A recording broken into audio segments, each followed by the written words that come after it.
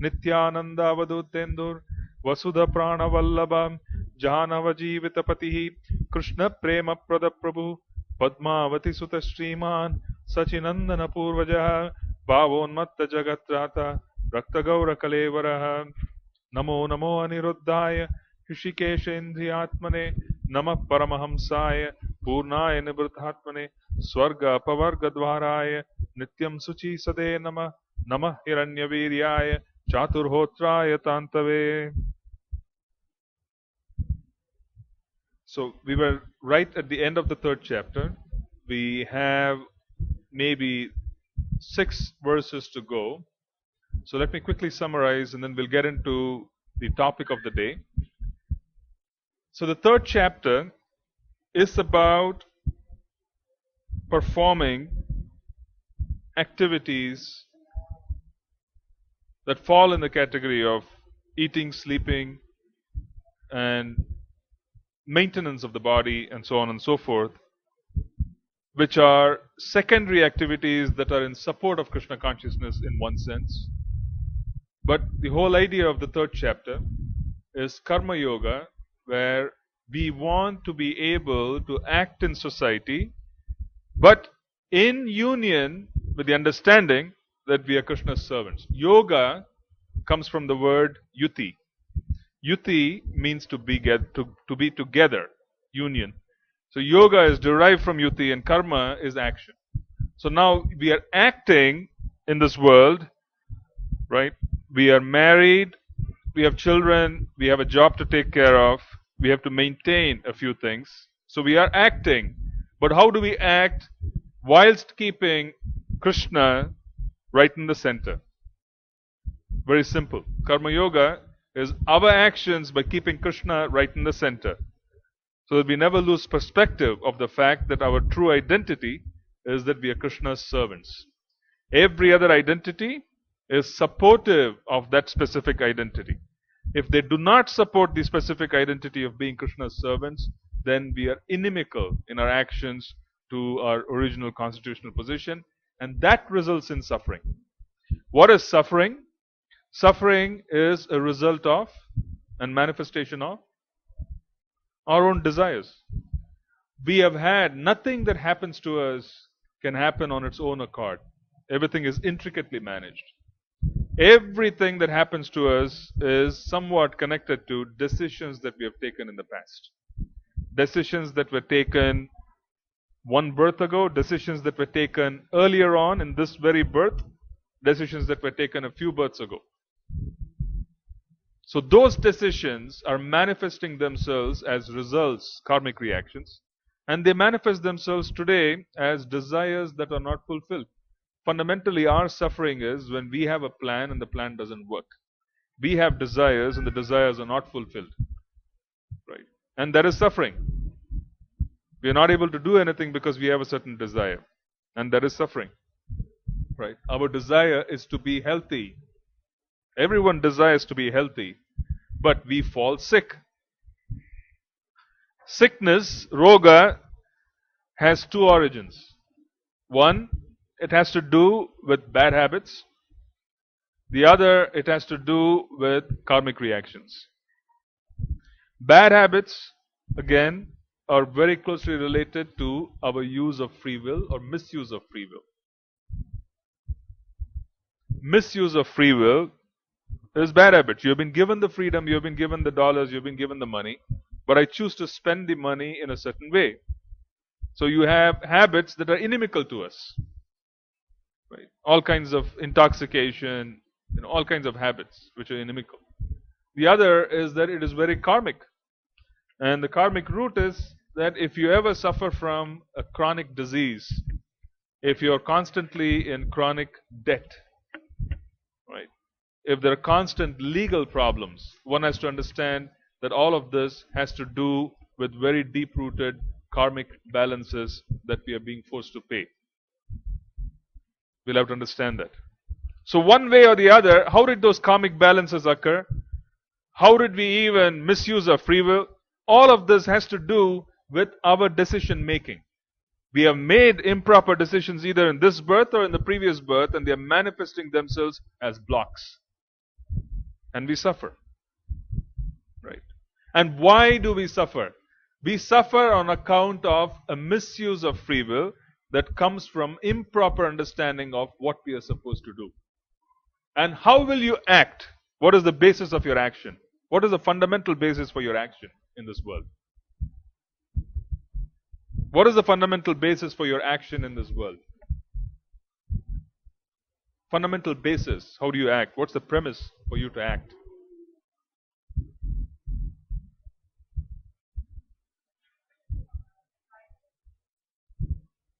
What is it which would force you to act? In the sense, what is going to be the basis for your action? It is your identity. It is your identity where, for example, you relate to him as a father based on identity of father and son. So there's a specific set of actions that you perform towards him which are based on a certain identity. Similarly, you as a professional, you have to wait for that. At the end of the class, maybe. Right? So, right? So, when we are acting as professionals at work, what is the identity we are assuming? We are assuming a certain title. We are assuming a certain position. Based on those positions, we start acting because there's a basis there because we have assumed a certain identity. Right? A mother treats her child in a certain way because there is an identity, there's a relationship involved with it.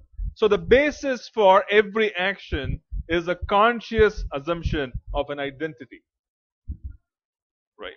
We have to understand it. This is fundamentals. So when you read in the newspaper that a plane has crashed in Africa, a plane has crashed in Europe, wherever the case may be, right? We read it with a lot of distance between us and them, don't we?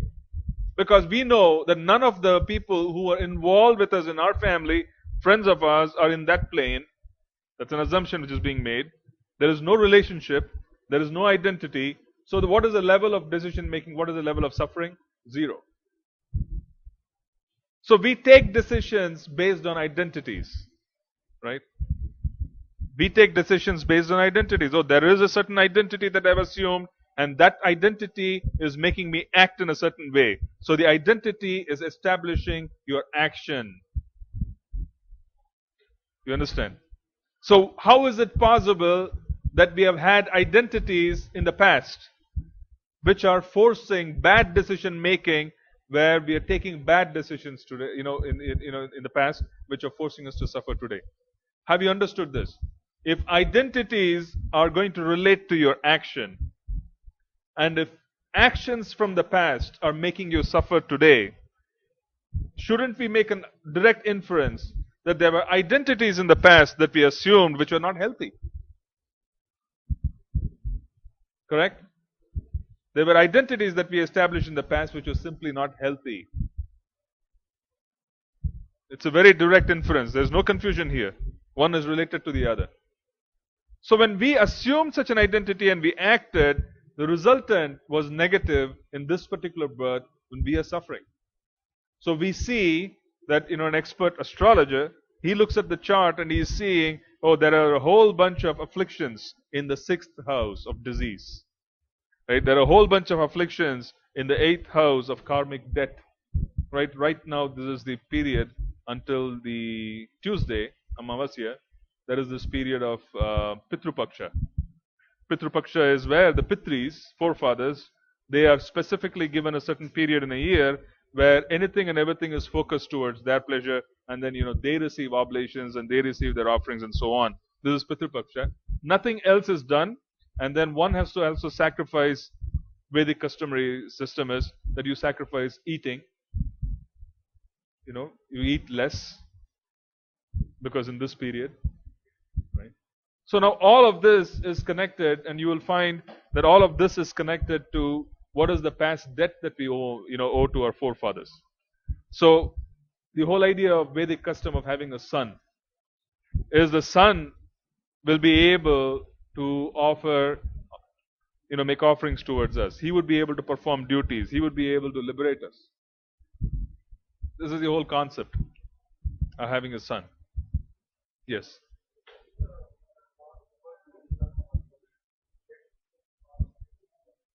How are they transfer? What is your question? Well, they manifest themselves. You have to take karma as an overall balance. The overall balance of karma, if you take it as 100, right?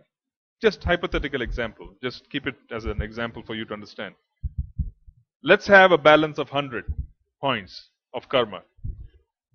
The way the system is arranged is that in this birth we will come in with 50 points or 40 points. 60 would still remain in balance.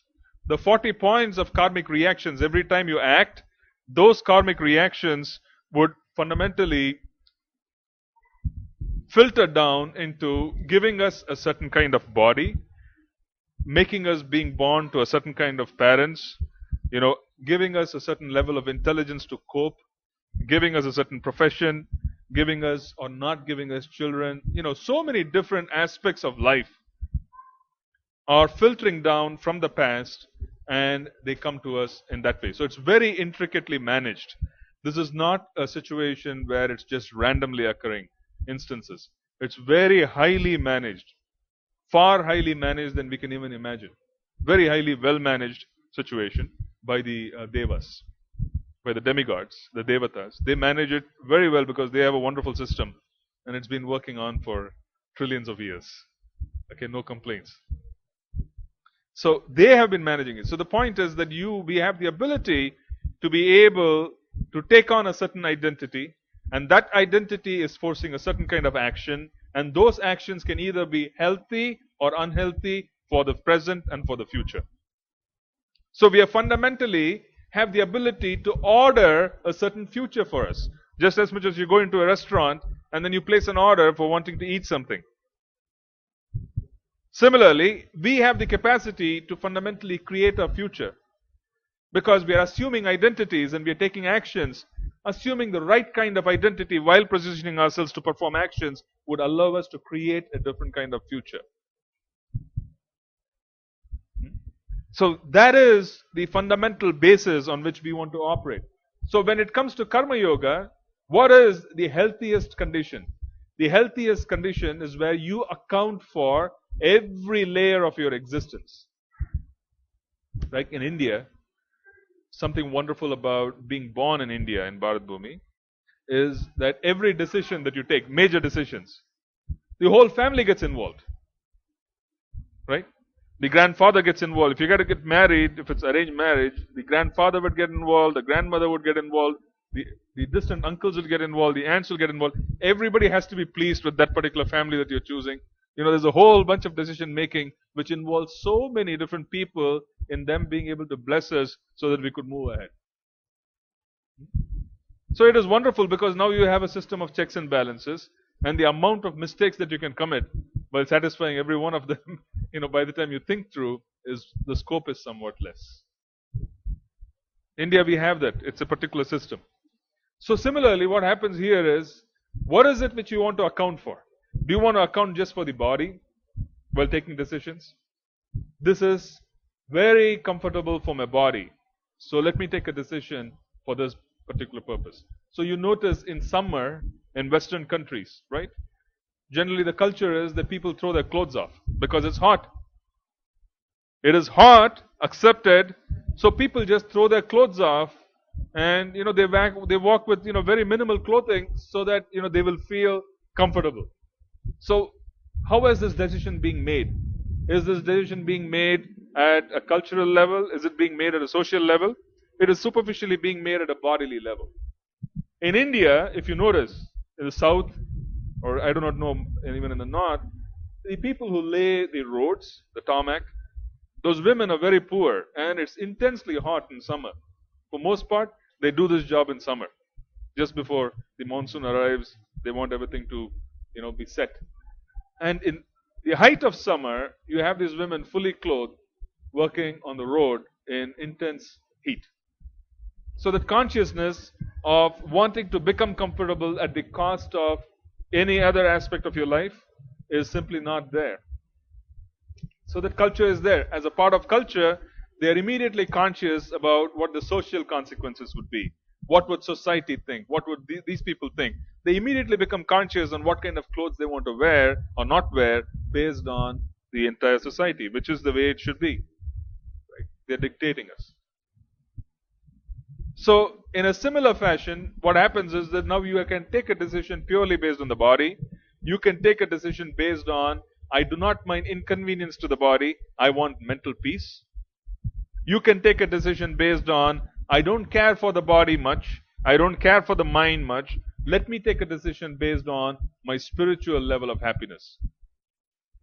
Now you're going very deep.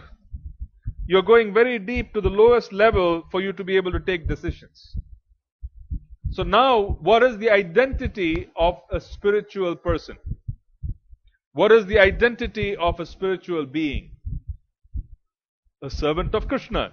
Right down at the deepest level, a spiritual person knows that he is a spirit soul or she is a spirit soul and we are parts and parcels of Krishna.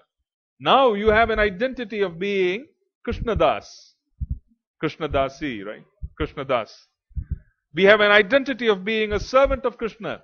Now take this identity and try to take a decision at the office. What kind of decision will you take?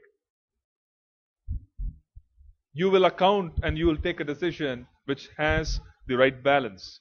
Because now you remember while taking a decision at work that you are a servant of Krishna. You will not step away from boundaries.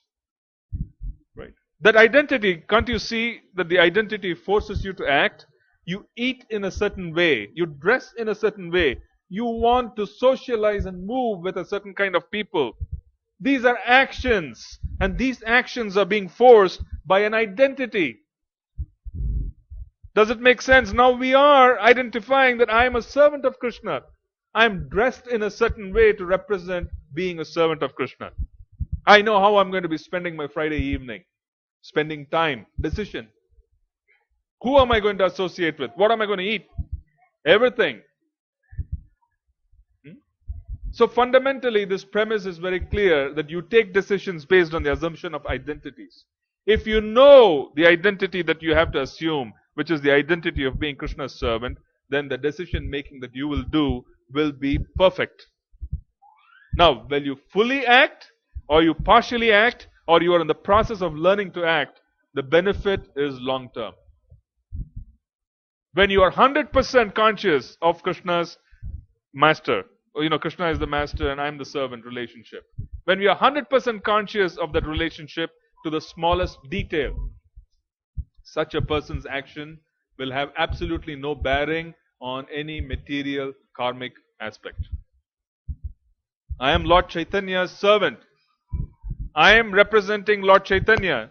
At any given time, there would be this particular identity in the heart, saying, I'm representing Lord Chaitanya, I'm representing Lord Chaitanya, I'm representing Lord Chaitanya.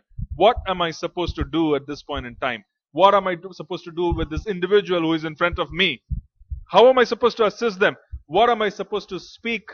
How am I supposed to think? Now, this is surrender, mind, body, words.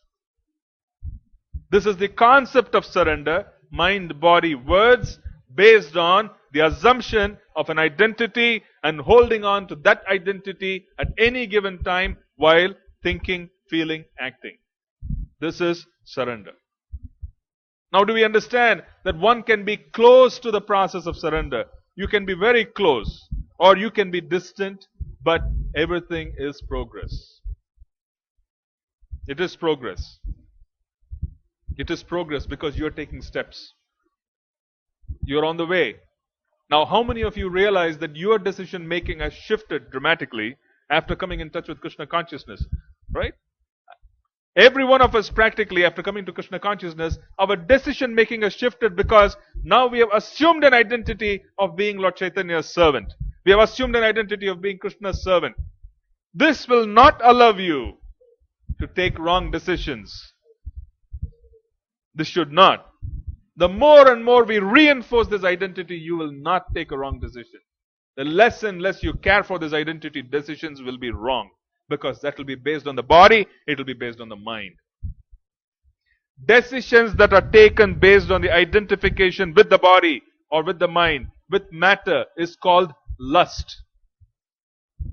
Decisions that are taken purely based on the identity of being Krishna's servant is called love. That is the fundamental distinction between lust and love. There is no other distinction. Giving pleasure to Krishna, love.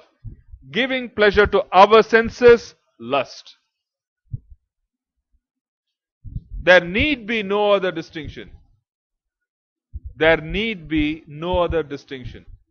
We should just keep this fundamental distinction in mind, saying that I have assumed this identity, and this identity would help me act in love.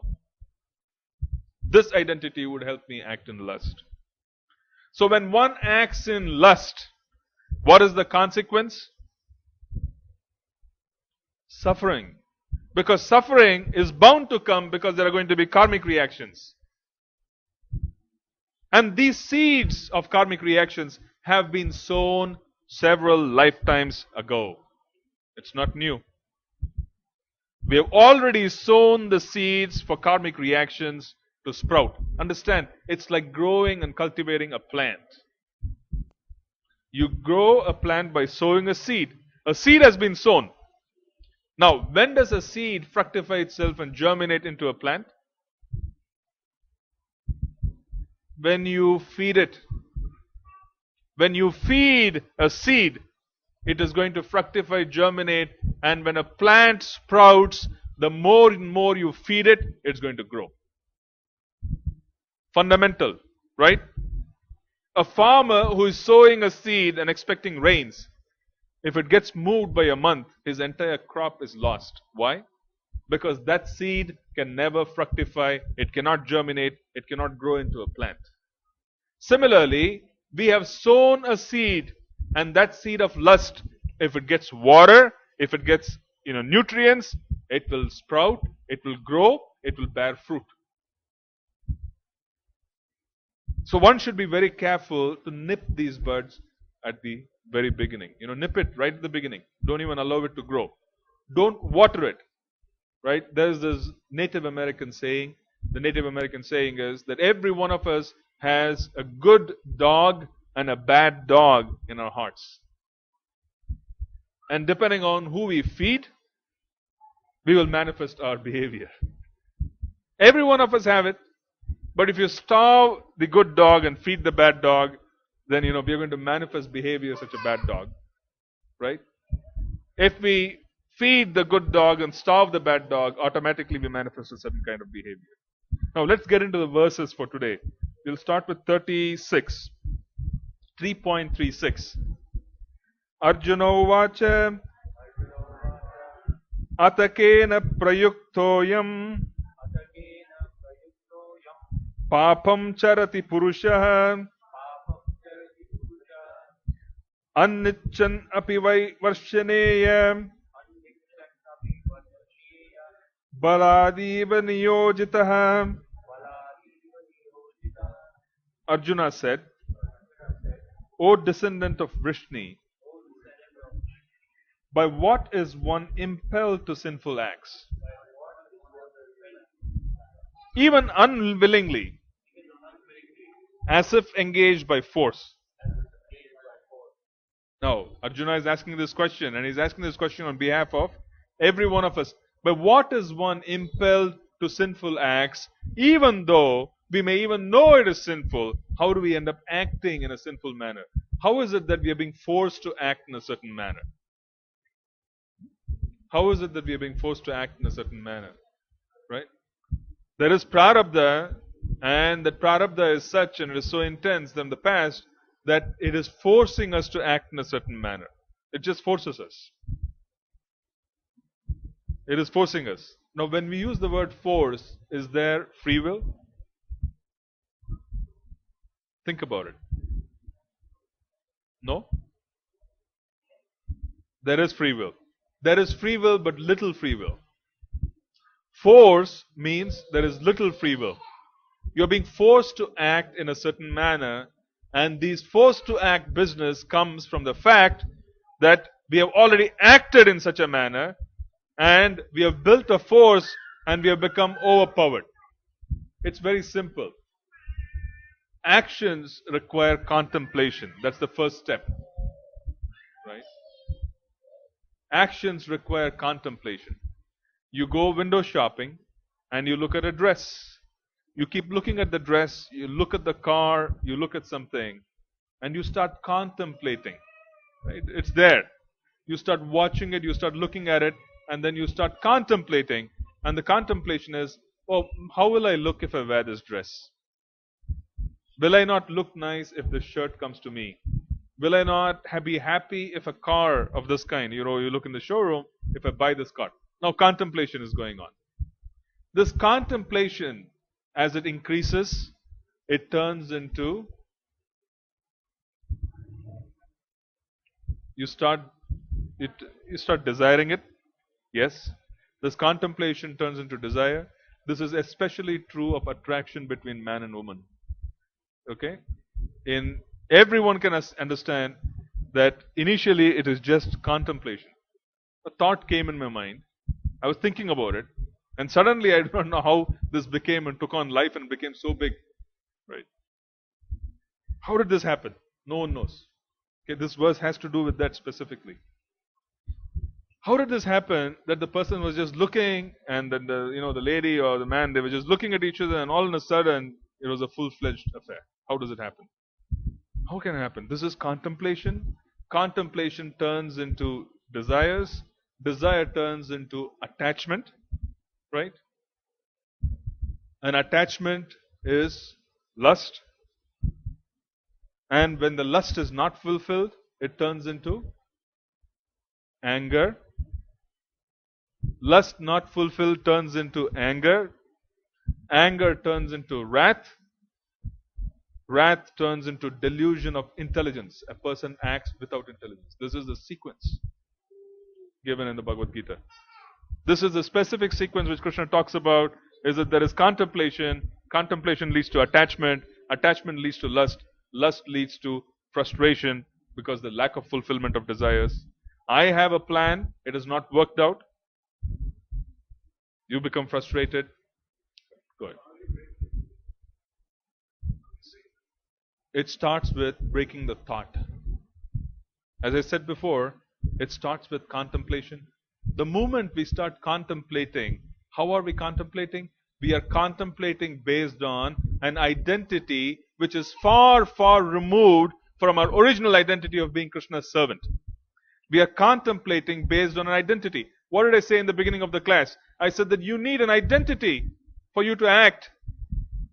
You have to assume a certain identity and you act based on that identity. I am a man is an identity of being in a male body. And this is forcing you to start thinking that I need to do certain things. So an identity is being established that I have a certain relationship with the opposite party. And then you start acting. How do you start acting without even establishing an identity? You have to establish an identity. So the contemplation, which starts with the thought process, this has to be annihilated right in the beginning. When there is a certain thought which comes in, which is inimical to our spiritual nature, which is far removed from what Krishna would have us do, it's a problem. Shravanam, you come to the class and you listen. Right? And what is this listening all about? What is this listening all about? What is it supposed to make you do? You are supposed to act, because here I am giving you information from the Bhagavad Gita. You absorb the information, and after absorbing the information, you act upon the information. So in your part of your consciousness, you're carrying these words. And these words are meant to make you act in a certain way. The more and more and more you contemplate on the words that are being shared here, deeper would be the impression these words have on your consciousness. Does it make sense? The more and more and more you churn and you agitate the mind. Okay, take the opposite part. There is a beauty here. The beauty is that if we can be captured by contemplation, what is contemplation? Contemplation, desire, attachment, lust. I'm saying, contemplate on Krishna, develop desires indicated with Krishna, develop attachment, and what is the result? Love. See, the beauty is there are two sides to this coin. You can either proceed in the path of lust or you can proceed in the path of love. We have propensity and capacity for both. And what is going to allow us to take on the right path? It is the identity that we assume, because action leads to those. So if constantly I want to reinforce my identity of being Krishna's servant, automatically my action would be that I want to reinforce this identity. I want to develop this. So automatically I reinforce and I basically move on. Right? Do we understand? So this is a beautiful sequence. We have a choice. The choice is that we act in lust or we act in love. And either of these choices is going to depend on the identity that we have assumed. Assuming such an identity is going to require contemplation on Krishna. You need to contemplate on the words of the Bhagavad Gita. The more and more you contemplate on the words of the Bhagavad Gita, the more and more you will develop attachment. The more you develop attachment, it would lead to love. See, this is the process of Bhakti Yoga. Move yourself out to the periphery. You are right now in the center. You are being worshipped. You are being performed arati. You are being given all kinds of things. You're right in the center. Krishna is not in the center of our lives. We are in the center. The whole objective of the Bhagavad Gita is move out. Go to the periphery. Let Krishna come to the center and offer arati to him. Worship him. Then you are contemplating on Krishna's pleasure, not on our pleasure. And when we are contemplating on Krishna's pleasure, every decision that you take is born out of the identity of being Krishna's servant. Now you're acting in love. You cannot go wrong. Otherwise you're acting in lust and you can 100% go wrong. So simple. So simple. All it requires, actually it is very, very super simple. All it requires is our will to be a part of the process. We have been consistently fighting what is good for us for millions of lifetimes, including this one. We fight. We fight, we fight, and we fight, and avoid what is good for us, methodically. Now, do we have the distinction between lust and love? So let's see what Krishna says to the next one. 37. Sri Bhagavan Uvacha Kama Esha Krodha Esha Rajo Guna Samudbhavaha Mahasano Mahapapma Vidyenam Ihivairinam. The Supreme Personality of Godhead said, it is lust only, Arjuna, which is born of contact with the material mode of passion and later transformed into wrath, and which is all devouring, sinful enemy of this world. It's all devouring, consuming. Right? And Krishna uses the word here, it is born of contact with the material mode of passion. Rajas. It is born of contact with the material mode of passion. Happiness can be derived in three ways. You can either derive happiness sattvically, you can derive happiness rajasically, and you can derive happiness in the mode of ignorance, tamasic. The quality of happiness in goodness, passion, and ignorance, the quality of happiness is very different. Let's talk about goodness. What is the quality of happiness in goodness? How does it start?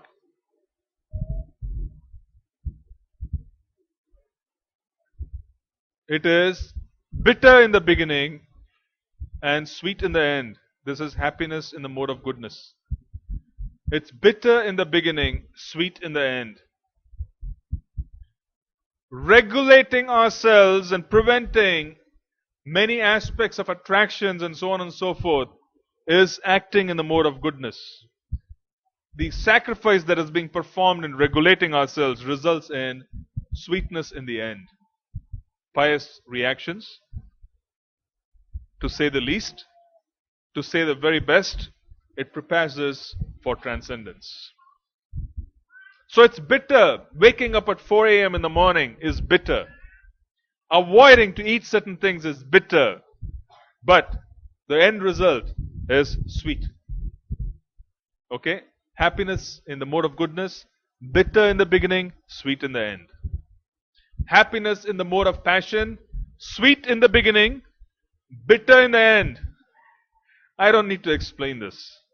I don't need to explain this much. Happiness in the mode of passion, sweet in the beginning, bitter in the end. 100%. This is the Bhagavad Gita. He's describing the modes. Can you imagine that there's a blueprint for this kind of stuff? That you can just throw out and say, it's like throwing a dot in the dark room. It's going to hit the target anyways. It's like that. This is the kind of statement saying if you act in passion, it is going to be sweet in the beginning, poison in the end. Oh yeah, it is poison in the end. There's going to be a great deal of suffering for acts of passion, even though there was pleasure right in the beginning. This great misery, and it leads to further misery. How about the mode of ignorance? Someone who wants to have a beer, or a couple of beers, or 3 beers, or what the case may be. This is the mode of ignorance, tamas. Because you're drinking something which is tamasic, which is going to induce ignorance in us. It is not going to give us knowledge. People have tried getting knowledge through intoxication. It has not worked. It has not worked. How does this work? Drinking. It is foolishness in the beginning and foolishness in the end. There's really no other way to describe it. Someone is foolish to spend money and drink and to behave foolishly after drinking. They just become, they act like fools. After drinking, you become foolish, and then you're paying money to drink something which is going to make you foolish, which is foolishness in the beginning. So, it is just ignorance in the beginning and ignorance in the end. That is the mode of ignorance. Any action that's being committed is ignorance, beginning, end, middle. There's no difference. Right? So Krishna says, you are coming in touch with the mode of passion, and as a result of which, you are acting in lust. Now, what is the process of regulative principles? What do we do here? We constantly talk about eating prasadam only. Why? I'll tell you, the biggest challenges of lust which devotees face is because of them eating non-prasadam. Food cooked by a lusty person will induce lust in us. Just as much as food cooked by a person in the mode of goodness can bring about good feelings. When we eat prasadam, we feel good. Why? Because it's been prepared with a lot of love, it's been offered to the Lord, it's been spiritualized. Now, food which is being cooked by a person who is lusty will induce lust. When you see a painting that has been painted by a lusty person, it induces lust. Right? There's no need for any elaborate explanation that when you look at something that has been done and the person has had a very lusty thought process, it manifests itself. So when you look at something like that, it induces lust in us. Why? Because that person who has painted it has had very lusty thoughts and he has painted something, it induces lust in us. Similarly, someone who is playing music, the music, right, you have rock stars, they sing, intoxicated, they are, probably, surely not in the proper consciousness. When they do that, it affects us. Because music affects us. You see a plant which is exposed to a certain kind of music, it wilts. The same plant exposed to healthy music which is spiritually oriented, it flourishes. Earlier on, when I started the group here, I do not know how many of you saw videos. Did you ever see videos of water crystals? I spoke about it last week too. I showed this. Someone in Japan, what they did was, they went near a waterfall or a dam. I think it was a dam. And they went to the dam and then they had people literally curse at each other very violently. And then they took a water sample from the dam and then they analyzed the structure of the water crystals, the picture. It was done scientifically. And they found that it was highly distorted. It was highly distorted.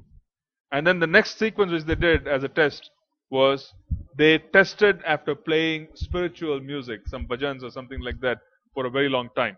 And they took the same water sample from the same place. This time, the structure of water crystals was extremely orderly. Right.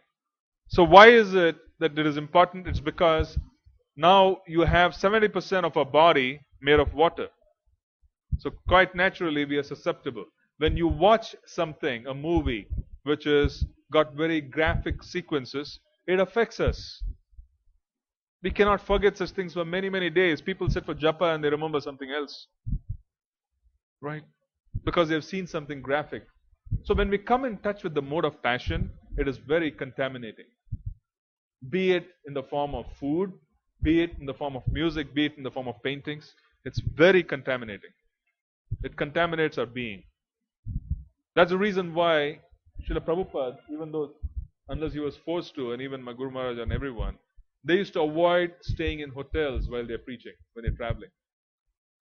Right? In an environment, in a hotel room, obviously a hotel room is, it's very contaminated in terms of consciousness for most part. So you go there, you fundamentally, as devotees, if you're traveling in your job, you're going from one hotel to the other, especially if you're consulting, then it is imperative that you go and you prepare the room for your stay. So, burn a little incense, bring a little picture along, chant, transform the place a bit, and then automatically you would be able to have a healthy night's sleep. Otherwise, what happens is you feel very contaminated, you feel very disturbed. Right. It hangs there. This kind of a feeling just hangs there.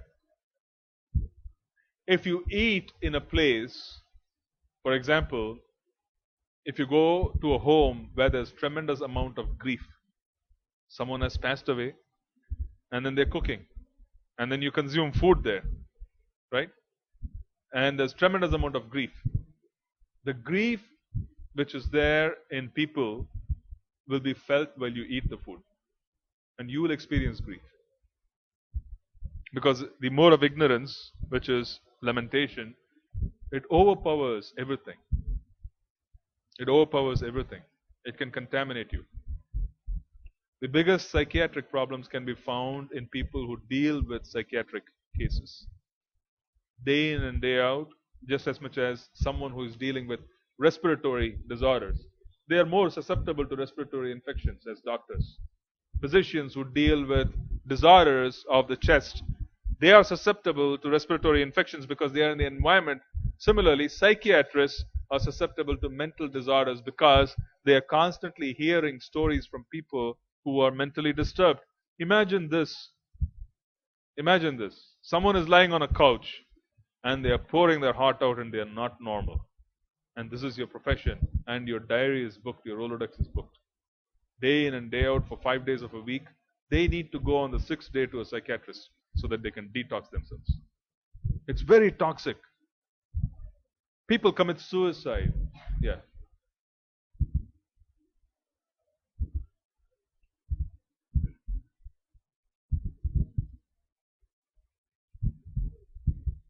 Well, the best advice that we can give to anyone who is suffering is to be able to come closer to God. The best way for anyone to come closer to God is to chant His names. So I would advise them to call out the names of the Lord. I would increase the vibrations, right? When you walk into this place right now, isn't this place producing a vibration, a certain atmosphere, which automatically calms you down? It automatically kind of produces a certain ambience which allows you to focus. Because there's so much devotion, there's so much chanting which is going on, there's so much sharing which is going on in this place, that the energies which are abounding here are not toxic, they're very healthy. It's very protective. So the more and more and more at home and at work, we create an environment and we can be very protected. We can create such an environment even at work. We can take one of the, the Dun mission, the boxes, and at work you can keep it at very, very low volume, subliminal level, where subliminal consciousness in the atmosphere can be affected by the chanting of Srila Prabhupada. You should try that out. In my previous, I'm sorry? No, there is, you can hear the background? There is a chanting machine. So you can take that. It need not be a chanting machine. You can turn on a real player and then keep the speaker at such a level of decibel that no one can hear it, but it is still on. I used to do it all the time in my previous workplace. My entire surrounding used to be fully protected. So you can exist a whole day in such a place where you can create your own atmosphere automatically. Yeah. See, there's a particular healing modality which is called, what do you call it?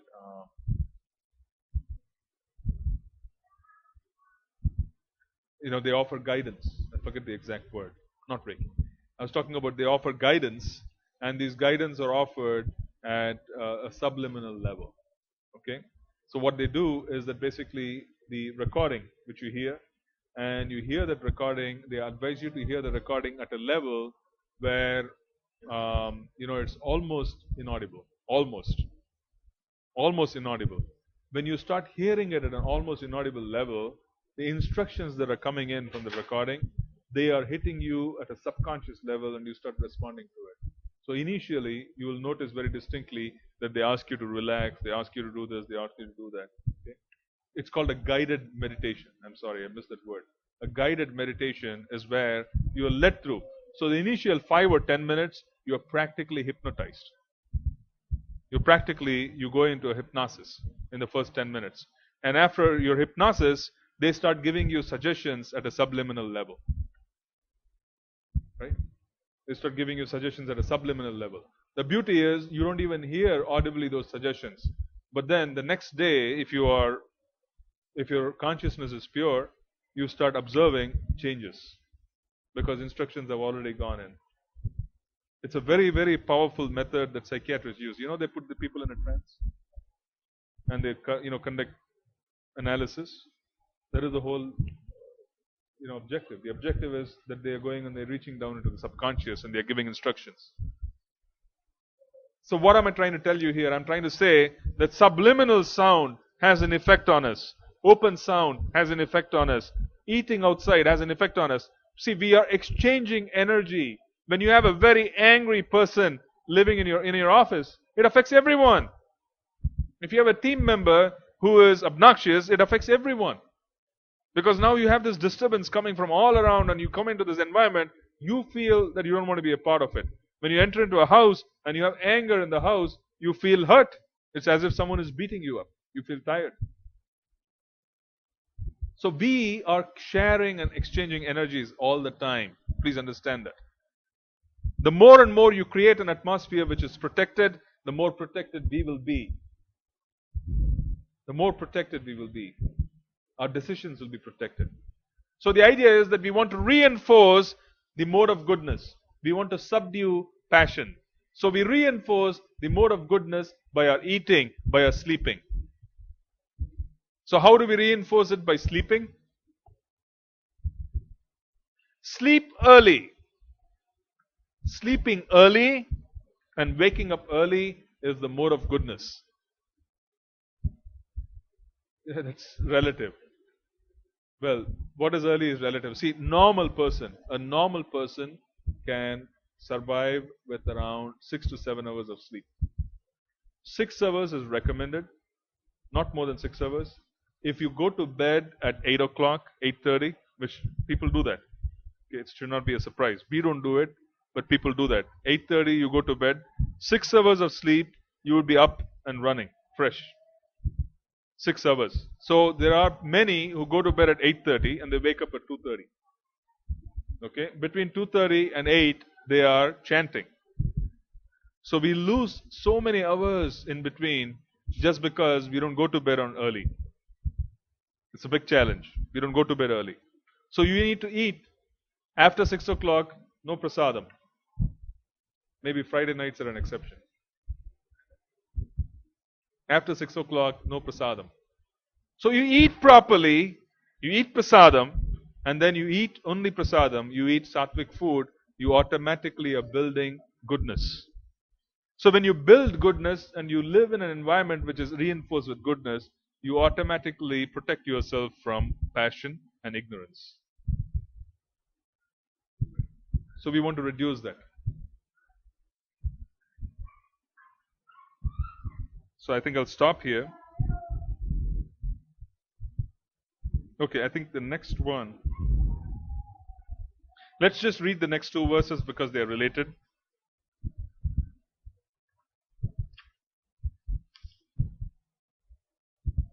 Okay, I'm going to. I think there's a lot more, so I'm not going to read this because there's a lot more that can be covered. So I think we will do it next week. There's a lot more. Srila Prabhupada ki. Any questions?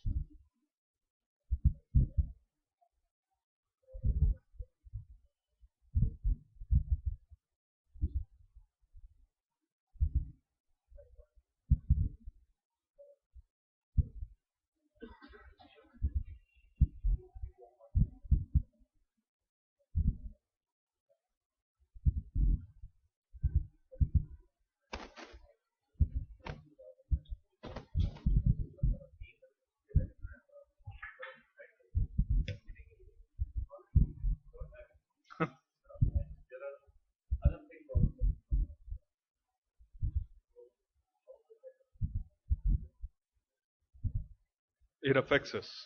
There's really no simple solution. See, we simply do not recognize this. It's a fact.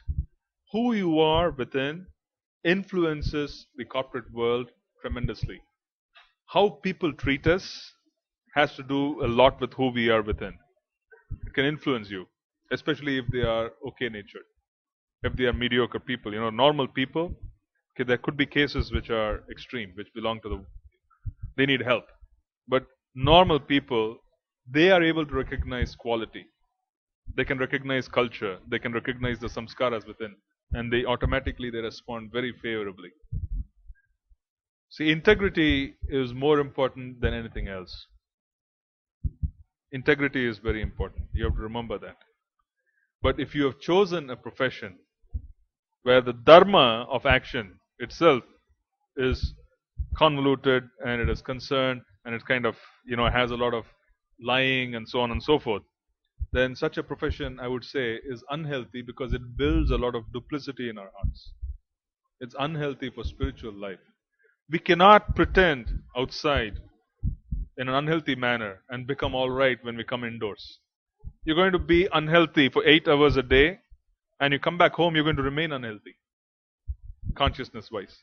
So we cannot really go out there and say that I'm going to be one thing at work and another thing at home. It's very difficult.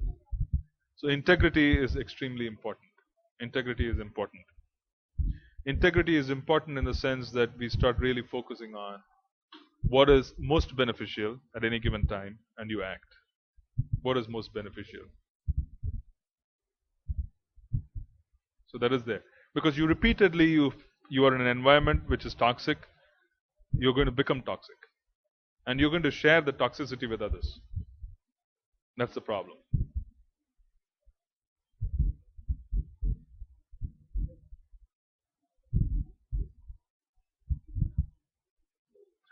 Yeah, that's the reason why. So why don't we just go back to why are we in such an environment? Why are we in an environment which is toxic today? Tell me. Why don't you answer that question?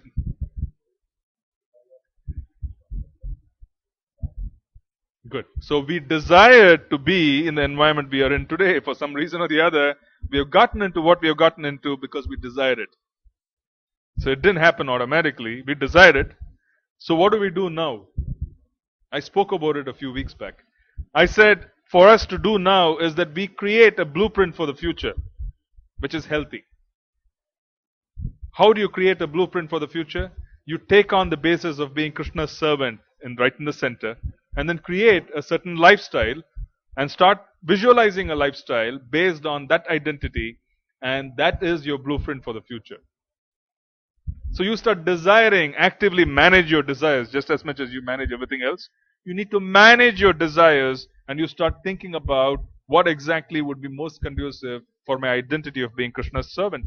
And such a desire, it will manifest, and at least if it would lead to certain actions which would be healthy. Because obviously, our unhealthy thoughts have brought us to our unhealthy situation. Now we start thinking in a healthy manner, we start planning, and we actively start focusing on building a blueprint for the future.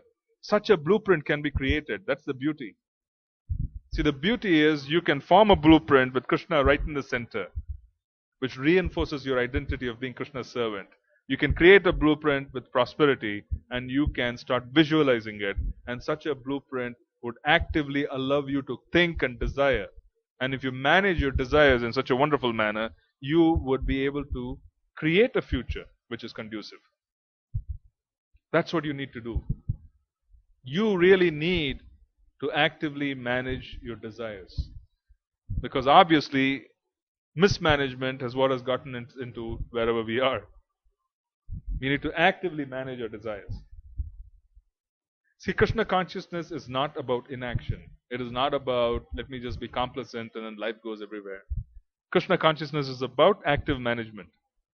Active management and complete dependence on Krishna for the results. You do what you're supposed to do to the best of your capacity. Plan for it, desire it, do everything. And then allow Krishna to give you what is best. And accept whatever He gives with great humility and gratitude. And act upon whatever circumstances He presents Himself with courage. That's Krishna consciousness. Anything else?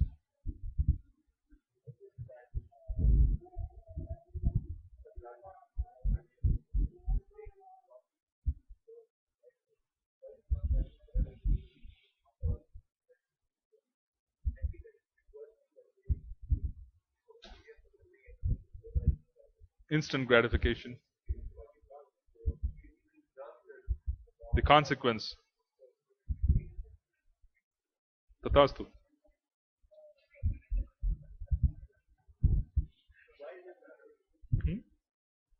I just gave blessings. You want that, you're going to get that. But the problem is, whatever is healthy, Krishna basically arranges, or Krishna's servant arrange. If we were to suffer all our reactions in one birth, we simply wouldn't be managing. And the fact is that we are born with certain karma. It doesn't stay the same. You got to realize that. Whatever we do in this lifetime, it changes our karma over a 30, 40-year-old period from birth. So it is a fact that we do take on and go through the reactions of our actions in the same birth as well. But it also leads for the future. Right. So for instance, you have capital punishment. Right? Very controversial topic. Very controversial topic because people feel that no man has the right to take another man's life. Right? But Manusmriti is clear that if you commit murder, you better be murdered in this birth because that's going to take out the reactions and then you go a little less loaded burden-wise, karmic burden-wise into the next birth. This is Manusmriti. But what happens now is that capital punishment has been abolished in certain countries, right? And in some reasons it is good because the reason is that there's the process of convicting people is itself very faulty these days. It's very difficult to know if someone is innocent or is guilty. You can have a lot of innocent people also pay a very heavy price for something which they did not do because the process of investigation could be biased, the process of how they arrive at conclusions could be biased, and it's faulty. So you don't want to promote capital punishment in such circumstances. But I'm just giving you an example. Manusmriti had accounted for all of this, where the king, who was considered to be an incarnation or a representative of God, had the ability to pass justice. And his objective was that someone is committing a wrong, it has to be immediately taken care of in this birth so that they don't really pass on and take these karmic reactions to the next. So any decision making in the state was not just at a superficial level, they took into account what will happen in the next lifetime. Can you imagine? Vedic society was such that they would consider, oh, this lifetime, next lifetime, few lifetimes, what is going to happen? Let me take decisions based on that. The entire Mahabharata, you notice that. There's so much decision making in the Mahabharata which is done on, what is, I don't want to be indebted and leave. It was not about dying on the battlefield. None of those Kshatriyas minded dying in the battlefield. They just did not want to be indebted one way or the other because they knew that they have to come back to pay the debt. Right? Dronacharya, he felt that he was indebted to Dhritarashtra. He was employed by him, and he took a decision to fight on behalf of the Kauravas because he was indebted. Kripacharya felt the same way. They just did not want to take this burden of debt to the next lifetime. So serious about next lifetime. So much planning is going on, decision is being taken based on what the soul is going to do in the next lifetime. Not just considering the immediate circumstances, which is the way we are for most part. So the idea is, it does happen, even though we don't perceive it. Our actions do lead to impious reactions right in this lifetime. Right. So we do experience the negative consequences of such. So it's not that it's being retained for several lifetimes. But in some cases, it is so heavy that the impressions are so heavy, it passes from one lifetime to the other.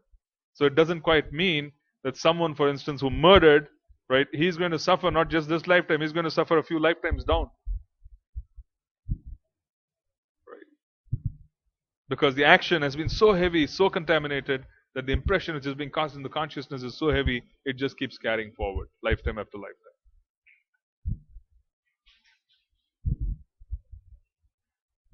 Any other question?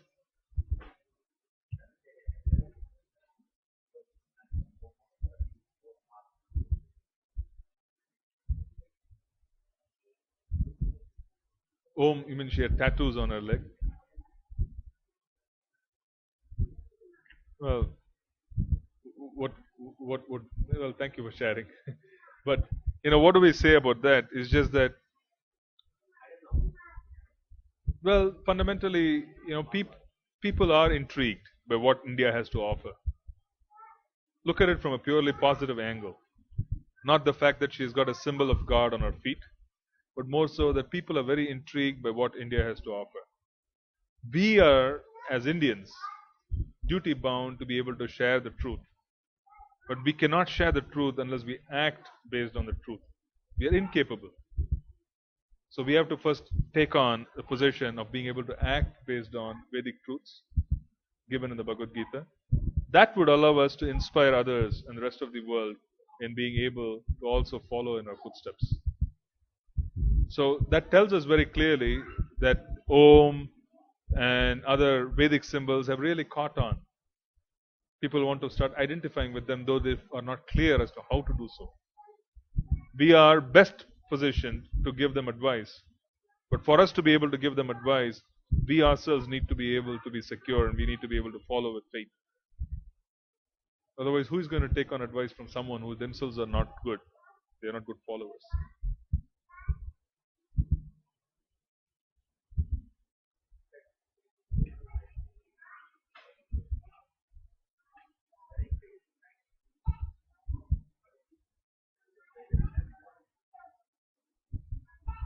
Which one? Eating. Find out what the kid is cranky about. Is he cranky because he is hungry? Is he cranky because he wants to sleep? It's one of these, right? Ultimately, it is activity. How do you know? The kid communicates? Maybe it is the food then. You fed him. Yeah, again, though it is food, it is eating. Well, see, fundamentally, you'll have to understand that it is either the process of eating or sleeping, or something that prevents you from eating, sleeping, mating, depending. So, bodily disease directly may not be connected to eating or sleeping, but it prevents you from eating and sleeping because it does not allow you to do so. Someone may say that I'm sick and I'm not hungry. So, one cannot really say that they don't have a problem with eating. They have a problem because they are not hungry, it's unhealthy. So everything in one sense or the other can be grouped into fundamental four activities of existence. That's what we mean. Which one? Boredom fits into the... Okay, boredom fits into these activities because The person is not supposed to focus on only these activities. Since they are only focusing on these activities, while they are capable of doing a lot more, you should sit. Since they are focused only on activity which is based on the body, they become bored. So a child who is capable of a lot more, he can hear, he can play, and so on and so forth, right? They become bored. See, you're trying to find how I can map my child's activity into one of these four. It is very fundamental. It's fundamental. It's a fundamental activity. You should look at your own life and you would be able to see that you go to a job, you go elsewhere. You go to a job and you go elsewhere, you're creating wealth, you're getting promotions, you're building cash reserves. All of this is to eat, sleep, mate, defend better. That's what it is. And once you understand how to improvise on that and how to spend time more fruitfully, automatically it will have an effect on the child as well. And you will also understand why he is cranky. Children are cranky for different things. Boredom. You need to engage them.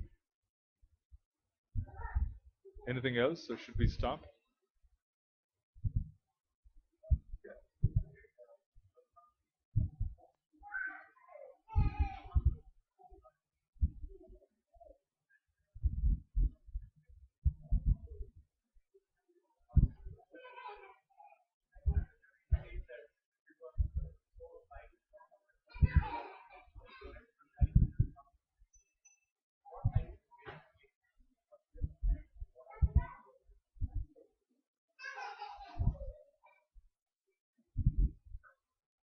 What is the difference between the Archa Vigraha and the spiritual form?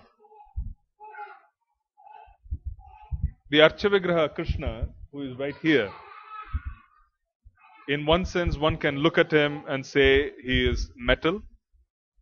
But for someone who has developed the love of God and who has the ability to see beyond metal, they can see the activities of Krishna, Radharani, and their associates around the Archamurti. As of now. Yes, because they have the ability to go and focus on the vision. They have the ability to focus on the Lord's activities. Yes, that is the truth. Not necessarily the Archa Vigraha. They can see everywhere. Whenever they desire to see, they can see. Whenever a person who is very elevated, anytime they want to see, they can literally enter into the pastimes of the Lord in the spiritual sky while being here in this body. It's a far out concept. Yeah. Srila Prabhupada ki.